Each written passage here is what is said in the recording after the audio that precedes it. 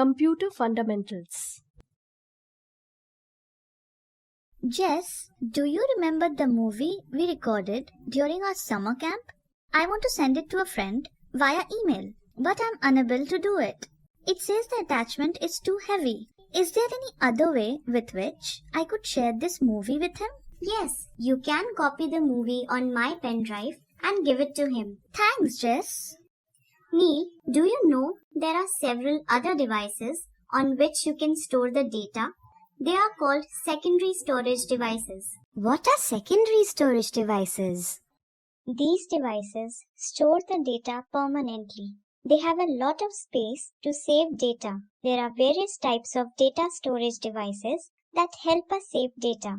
These include hard disks, CDs, DVDs, and USB drives. Thank you for telling me all this, Jess. You're welcome, Neil.